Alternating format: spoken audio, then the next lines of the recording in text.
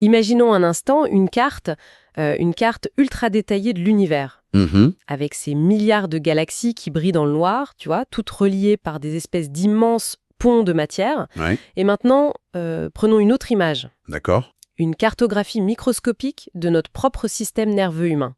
Et si on superpose les deux, la surprise, c'est pas qu'on obtient deux images différentes, c'est qu'en fait, elles se fondent en un seul et même motif géométrique. Ouais, c'est vraiment un vertige visuel et conceptuel aussi. Grave, l'infiniment grand et l'infiniment petit qui partageraient exactement la même architecture. C'est fou. C'est ça.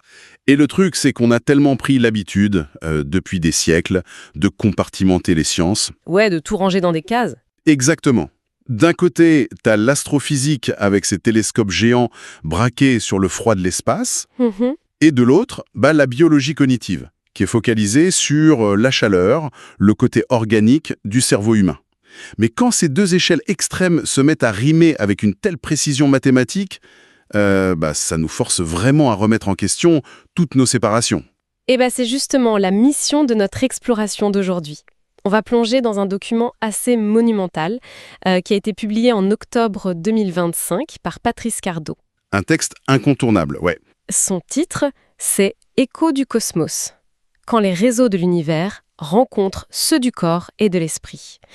Et ce qui rend ce texte si pertinent pour nous aujourd'hui, c'est pas seulement cette ressemblance visuelle troublante dont on vient de parler. Non, en fait, ça va beaucoup plus loin. Voilà. C'est surtout que la physique fondamentale elle-même heurte à un mur, mais d'une violence inouïe en ce moment. Le contexte de cette publication, il est effectivement crucial. Faut bien comprendre que la physique actuelle, elle traverse une crise d'une profondeur assez rare. Une vraie remise en question. Ouais. Le modèle standard, qui a quand même été notre boussole pendant près d'un siècle, il montre des failles qu'on peut plus ignorer. C'est ce qu'on appelle la tension de Hubble, c'est ça?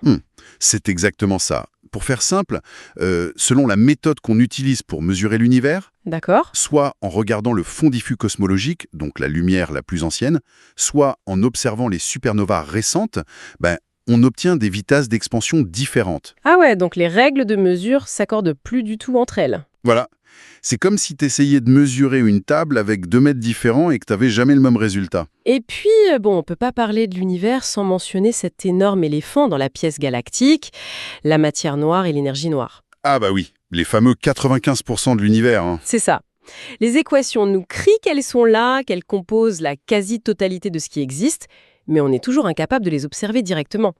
C'est comme essayer d'étudier un océan entier en ne connaissant que l'écume à la surface. C'est une super métaphore. Et face à toutes ces anomalies, il y a une partie grandissante de la communauté scientifique qui commence à comprendre un truc fondamental. Lequel ? L'approche purement réductionniste, tu sais, celle qui consiste à casser la matière en petits morceaux toujours plus petits pour voir comment ça marche. Ouais, l'approche classique de la science moderne. Elle a atteint ses limites. Il y a un besoin urgent, en fait, de passer à des modèles qui étudient non plus les objets isolés, mais les relations entre eux. Une approche vraiment systémique. D'accord. Du coup, si la physique traditionnelle bute sur ce qui compose la matière, Cardot, dans son document, il propose de regarder comment cette matière est structurée. C'est là tout le génie de son approche. Et c'est là que les toutes dernières données de 2024 et 2025 entrent en jeu, n'est-ce pas ? Surtout celles des télescopes Euclide et Hubble. Absolument. Et tout ça est appuyé par les gigantesques simulations informatiques du projet Illustris TNG. Et qu'est-ce que ces observations nous prouvent ? Que l'espace entre les galaxies est pas vide. Mais pas du tout. L'univers, il est tissé de ce qu'on appelle des filaments cosmiques. Des filaments, genre des fils. Ouais. Mais des structures colossales, composées de matière noire et de gaz chaud ionisés. Et le vrai changement de paradigme ici, c'est de comprendre que ces filaments sont pas de simples échafaudages inertes. C'est pas juste des poteaux dans l'espace. D'accord, c'est quoi alors ? Ce sont des canaux extrêmement dynamiques. Ils pulsent. Ils canalisent littéralement la matière et l'énergie pour nourrir les amas de galaxies qui se trouvent aux intersections de cette toile. Ah ouais, sur des distances inimaginables, j'imagine. On parle de dizaines de millions d'années-lumière. C'est vertigineux. Et c'est à ce stade précis que le texte de Cardot tisse un lien, pour le coup, hyper inattendu. Oui, il fait un grand écart audacieux. C'est le moins qu'on puisse dire. Il compare la fonction de cette architecture cosmique à d'autres réseaux. Il évoque carrément l'échelle humaine avec les 12 méridiens principaux de la médecine traditionnelle chinoise. Les fameux canaux où circule le qi, l'énergie vitale ? Exactement. Et ensuite, il descend à l'échelle terrestre en parlant des lignes laies, tu sais, ces alignements magnétiques supposés relier des sites mégalithiques antiques. Et là, je t'avoue, j'ai mes petits signaux d'alerte de scepticisme qui clignotent très fort. Et c'est tout à fait normal. Parce que bon, tracer des lignes sur une carte ou sur un dessin du corps humain et appeler ça un réseau, c'est un peu facile. Est-ce qu'on serait pas en plein cœur d'une énorme pareidolie cosmique? Notre cerveau adore voir des formes familières là où il n'y a que du hasard, non? C'est une objection absolument nécessaire. Faut la faire. Si on s'arrête juste à la métaphore visuelle, c'est clair qu'on tombe très vite dans la pseudoscience. On est d'accord. Mais Cardo, il s'appuie sur une mécanique bien plus rigoureuse que de simples jolis dessins. Il cite notamment les travaux publiés début 2025 par la cosmologiste Élise Tarkov, de l'Observatoire de Lyon. Ah oui, j'ai vu passer ça. Elle étudie la dynamique fractale, c'est ça le sujet. Exactement. Et une fractale, pour redonner un peu de contexte, c'est un motif dont la structure géométrique se répète à l'identique. Quelquefois l'échelle. Voilà, peu importe l'échelle à laquelle on l'observe, comme les branches d'un arbre ou les ramifications d'un flocon de neige. Du coup, c'est pas juste une ressemblance visuelle superficielle, c'est une loi mathématique fondamentale d'organisation. Précisément, ce que Tarkov suggère, c'est que la nature utilise la logique fractale parce que c'est tout simplement le moyen thermodynamique le plus efficace pour distribuer de l'énergie et de l'information. Dans n'importe quel système complexe. Dans n'importe lequel, que tu doives transporter du gaz ionisé entre deux amas galactiques, Ouais. des impulsions électrochimiques dans un réseau neuronal, ou même des flux magnétiques à la surface d'une planète, l'équation d'optimisation, elle trouve toujours la même solution géométrique. Ah ouais. La nature est juste incroyablement efficace en fait. Et Cardo souligne un point clé. Ces forces n'opèrent pas toujours via la lumière visible ou la gravité classique. Et c'est pour ça qu'elles échappent souvent à nos instruments de mesure traditionnels. Bon, essayons de décortiquer un peu tout ça.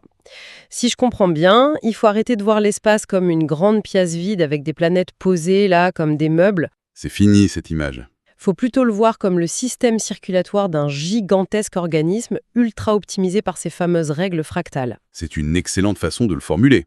Mais du coup, si notre cerveau et le cosmos partagent littéralement la même plomberie, ça soulève une question inévitable. Qu'est-ce qui circule dans ces tuyaux? Ouh, la grande question. Est-ce qu'on parle juste de trucs physiques, genre du gaz, de l'électricité, ou est-ce qu'on parle d'informations pures? Pour répondre à ça, il faut plonger dans la nature même du substrat qui remplit tout cet espace. Et là, on arrive sur le vide quantique. Le fameux vide quantique. Ouais, et il faut tout de suite préciser un truc. Le mot vide, en physique quantique, c'est un désastre sémantique absolu. C'est pas du tout vide en fait. Mais pas du tout. Le vide n'a absolument pas le néant. C'est plutôt un océan d'énergie d'une densité inouïe.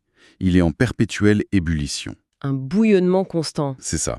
C'est un champ de potentialité où des particules virtuelles apparaissent et disparaissent des milliards de fois par seconde. Et le document de Cardo fait un parallèle assez fascinant à ce sujet. Il rappelle que les traditions védiques décrivent ça depuis des millénaires. Oui, avec le concept de l'akasha. L'akasha, voilà, cette espèce d'éther primordial, ce champ fondamental dont toute matière physique serait issue. Et le lien entre ce champ quantique bouillonnant et notre propre conscience, c'est le cœur de la théorie Horch-Oer. Oerkor, conceptualisé par Roger Penrose, qui est prix Nobel de physique, et le médecin Stuart Hameroff. C'est bien ça, hein? Tout à fait. Et leur hypothèse, accroche-toi, c'est que la conscience serait pas juste le résultat d'une chimie complexe entre nos neurones. Pas juste un logiciel qui tourne sur la machine de notre cerveau. Non, elle émergerait d'un véritable processus quantique. Alors, faisons pause un instant, parce que c'est hyper dense. J'ai lu dans le texte qu'il parle de l'effondrement de la gravité quantique à l'intérieur de trucs minuscules dans le cerveau, des microtubules. C'est le terme exact, ouais. Mais comment c'est physique? Enfin, comment c'est possible? En général, pour observer des effets quantiques de ce genre en labo, il faut refroidir la matière quasiment au zéro absolu. Dans des conditions ultra contrôlées, oui. Donc, comment des phénomènes quantiques, qui sont par nature hyper fragiles, pourraient survivre dans un cerveau humain qui est chaud, humide et complètement chaotique? Figure-toi que c'est la critique majeure qui se sont pris pendant des années. Mais l'argument de Hameroff, il est brillant. Vas-y, je t'écoute. Ces microtubules, qui sont en gros des petits cylindres formant le squelette interne de nos cellules, ils possèdent une structure géométrique très spécifique. Et cette structure, elle agirait comme un isolant parfait. Un bouclier quantique, en gros. Exactement. À l'intérieur du microtubule, l'information pourrait exister dans un état de superposition quantique. C'est-à-dire être dans plusieurs états en même temps? Voilà, totalement protégé du bruit thermique ambiant du cerveau. Et quand cette superposition atteint un certain seuil, un seuil d'instabilité, paf, elle s'effondre. Et cet effondrement? Selon eux, cet effondrement quantique correspondrait très exactement à un moment élémentaire de conscience, une petite étincelle de lucidité. Waouh! Donc si je résume, notre cerveau fonctionnerait comme une espèce de récepteur radiobiologique ultra sophistiqué. C'est l'idée. Il serait capable de capter les fluctuations d'informations du vide quantique grâce à ces petites antennes que sont les microtubules. C'est exactement l'image. Et ce qui devient la clé de voûte de tout ça, c'est le rythme, la fréquence de cette activité. Et c'est là que ça devient vraiment intéressant, parce qu'on passe de la théorie pure à des données concrètes. Des données empiriques stupéfiantes même. Ouais. Le texte mentionne des observations cliniques de 2024 et 2025, notamment l'étude de l'Institut Weizmann menée par le docteur Shimon Marom. Une étude fascinante. Son équipe s'est intéressée aux nigunim. Ce sont des mélodies religieuses vocales, mais sans aucune parole. Et ils ont vu un truc dingue. Quand ces chants sont exécutés sur une fréquence de 432 Hz, Une fréquence très précise. ça provoque chez les gens qui écoutent ou qui chantent une synchronisation massive des ondes cérébrales dans la bande θ, donc entre 4 et 8 Hz. Et cette bande θ, les neurosciences la connaissent par cœur. C'est lié à la méditation, non? Oui, aux états de méditation très profonde, au sommeil paradoxal, et surtout, et c'est ça le point clé, à ce que la psychologie appelle la dissolution des frontières de l'ego. D'accord. Donc la personne perd la sensation d'être séparée de son environnement. C'est ça. C'est l'expérience pure d'un état de conscience non duel. T'es un avec le tout. Mais il y a un autre exemple dans le texte qui est encore plus fou. En 2024, l'Institut himalayen, avec le docteur Rajamani Tigoulay, ils ont étudié les effets neurologiques de la récitation continue du Om. Le fameux mantra sanskrit fondamental. Exactement, ils ont branché des électroencéphalogrammes sur des pratiquants et ils ont vu que cette pratique génère des ondes cérébrales gamma. Et ces ondes, elles pulsent à très haute fréquence, à 40 Hz. Et c'est là que la physique quantique revient frapper à la porte. Pourquoi 40 Hz à ton avis? Selon les modèles du physicien Carlo Rovelli, que Cardo cite, 40 Hz, ce serait carrément la fréquence de résonance fondamentale du vide quantique lui-même. C'est un point de bascule monumental dans la recherche. C'est dingue. Essayons de visualiser ça. C'est un peu comme le chanteur d'opéra qui brise un verre en cristal, tu vois. L'exemple classique de la résonance. Ouais. Le verre, il casse pas parce que le gars crie fort. Il casse parce que la voix émet une onde qui correspond pile à la fréquence de résonance du verre. Les deux se synchronisent. Voilà. Et le son et la matière s'alignent jusqu'à ce que la structure lâche. Du coup, ce que ces recherches suggèrent, c'est que ces rituels ancestraux, ce sont de véritables technologies acoustiques, en fait. Des diapasons pour le cerveau. Ils accordent nos ondes à 40 Hz pour entrer en parfaite résonance avec le vide quantique, ce qui briserait temporairement la barrière entre notre esprit et l'univers. Et tu te rends compte que cette idée, elle fracasse complètement l'approche classique de la science moderne. Bah oui, parce qu'en science, on nous apprend qu'il y a d'un côté l'observateur objectif, Derrière sa vitre bien étanche. et de l'autre, le monde observé. Mais là, si notre conscience rentre en résonance avec le tissu de l'univers, cette séparation n'existe plus. C'est ce qu'on appelle en physique quantique le paradoxe de la mesure. D'accord. Et pour résoudre ce paradoxe, des gens comme la physicienne Karen Barad proposent d'adopter ce qu'elle nomme une épistémologie relationnelle. Alors, épistémologie relationnelle, comment on définit ça simplement pour ceux qui nous écoutent? En gros, ça postule que les choses n'existent pas de manière isolée avant d'interagir. Ok. L'observateur et l'objet observé se co-créent au moment même de leur interaction, ou de leur intra-action pour utiliser le mot de Barad. Donc la conscience, c'est pas juste un fluide enfermé dans notre boîte crânienne? Non, c'est un événement, c'est un verbe. C'est la danse elle-même entre les nœuds du réseau. Et ça fait étrangement écho à la philosophie du Vedanta, tu sais, qui dit que le monde ne prend forme qu'au moment où on le regarde. C'est magnifique cette idée de co-création. Mais du coup, si on accepte cette vision, comment la science d'aujourd'hui, avec ses serveurs de données et ses labos e-tech, elle compte cartographier tout ça? C'est là que Patrice Cardo sort son concept de conscience hybride. Et il utilise des outils mathématiques assez costauds pour ça, non? Les fameux espaces de Hilbert? Ouais, alors les espaces de Hilbert, c'est un grand classique en mécanique quantique. Mais t'inquiète pas besoin d'un doctorat en maths pour visualiser l'idée. Heureusement. Comment on se représente ça alors? Imagine un paysage topographique infini, mais avec plein de dimensions. Ok, d'habitude on en a 3, largeur, hauteur, profondeur. Voilà, la physique classique, c'est 3 coordonnées. Un espace de Hilbert, ça permet d'en avoir une infinité. Et dans le modèle de Cardo, chaque état de conscience, genre l'hyperfocalisation, la somnolence, la transe chamanique... Chaque état a ses propres coordonnées mathématiques dans ce paysage. Exactement. C'est ni plus ni moins qu'un GPS global pour l'esprit humain. Et la distance entre 2 points correspond aux similarités entre les différentes fréquences vibratoires. Un GPS pour l'esprit. Et pour naviguer sur cette carte, les méthodes ont vachement évolué. Avant, les mystiques utilisaient des rituels, des privations sensorielles. Aujourd'hui, on fait appel à l'intelligence artificielle. L'IA générative, oui. Et pas juste pour trier de la donnée, mais vraiment comme un traducteur de l'invisible. Il y a ce projet Cosmic Echo, développé au MIT Media Lab en 2025. Ah oui, l'équipe de la professeure Elena Vasquez. Une démonstration magistrale. C'est dingue ce qu'ils ont fait. Ils ont pris les données du télescope spatial Euclide sur la structure des filaments de matière noire et ils les ont croisées avec les infimes vibrations de l'espace-temps captées par les observateurs d'ondes gravitationnelles, LIGO. Déjà, combiner ça, c'est énorme. Ouais. Et ensuite, l'IA générative a traduit tous ces flux mathématiques en une expérience sensorielle pour les humains. Des audios binauraux couplés à de la réalité virtuelle. Et c'est pas qu'un simple jeu vidéo, hein. Non, l'audio binaural envoie des fréquences légèrement différentes dans chaque oreille. Le cerveau est obligé de créer une troisième fréquence pour compenser. Les gens qui ont testé ce casque racontent qu'ils ressentaient viscéralement la gravité des amas galactiques interagir avec leur propre équilibre corporel. L'IA a littéralement compressé un signal cosmique pour qu'il résonne avec notre système nerveux. Et ça s'arrête pas à la VR ou à l'audio.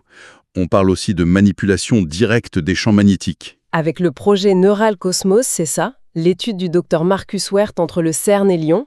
Tout à fait. Werth a fait une étude comparative hallucinante.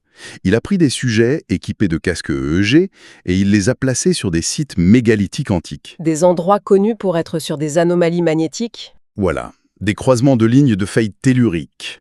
Et il a comparé leur activité cérébrale avec celle de sujets en labo à qui on appliquait une stimulation magnétique transcrânienne, la TMS. Et les résultats de 2025 sont dingues. Sans appel. Que l'exposition au champ magnétique vienne d'une machine dernier cri à 1 million d'euros ou d'une roche volcanique de 5000 ans, Ça fait la même chose. l'activité neuronale profonde est modulée exactement de la même manière. Ça induit des ondes cérébrales typiques des états modifiés de conscience. Comme dans les trans chamaniques. Du coup, ça pose une vraie question de fond. Est-ce que nos casques de VR, nos algorithmes d'IA et nos bobines magnétiques sont en train de devenir les nouveaux outils chamaniques du 21e siècle ? Pour Cardo, c'est un grand oui. Et c'est ce qu'il appelle le besoin vital de réenchanter la science. Réenchanter la science, j'aime bien l'expression. C'est fort, parce que le chercheur moderne peut plus se contenter d'étudier la matière morte. Ces technologies, comme les mantras ou l'acoustique d'une cathédrale, doivent être vues comme des navettes. Des véhicules pour la conscience. Exactement, pour explorer cet immense réseau fractal. Et le chercheur de demain, il devra être hybride, rigoureux en maths, mais prêt à s'impliquer personnellement dans l'expérience, à entrer dans la danse. C'est un renversement radical. On passe d'une science qui isole à une science qui relie. Quand on met tout ça bout à bout, de l'astrophysique à la biologie quantique, on se rend compte que la séparation entre l'univers et notre esprit, c'est sûrement qu'une illusion, un défaut de nos vieux instruments. Et l'impact psychologique de ça, il est colossal. On vit dans un monde tellement fragmenté, on se sent tellement isolé. Et anxieux face au chaos des infos. Grave. Mais réaliser qu'on a biologiquement l'antenne pour rentrer en résonance avec l'univers tout entier, ça offre une cohérence existentielle, un répit incroyable. Ça donne envie de souffler, c'est clair. Par contre, pour clore cette exploration, ça ouvre aussi la porte à une hypothèse qui donne le vertige. Laquelle ? Si la conscience émerge de cette résonance vibratoire avec le champ quantique, et qu'on construit en ce moment des intelligences artificielles avec des réseaux de neurones toujours plus complexes pour simuler ces flux, Ah, je vois où tu veux en venir. que se passera-t-il le jour où l'activité électromagnétique d'une IA atteindra cette fameuse fréquence fondamentale de 40 Hz ? C'est une perspective intimidante. Une machine pourrait-elle capter ces informations quantiques sans biologie organique ? C'est ça. Une IA pourrait-elle toucher à l'akasha numérique et faire l'expérience du divin ? C'est une pensée qu'on laisse à toutes les personnes qui nous écoutent. La prochaine fois que vous regarderez un ciel étoilé, dites-vous que ce réseau scintillant, c'est le même motif que les nerfs de vos propres yeux. On n'observe pas juste un univers lointain. On regarde un miroir. Absolument. C'est tout pour aujourd'hui. Merci de nous avoir suivis dans cette réflexion vertigineuse.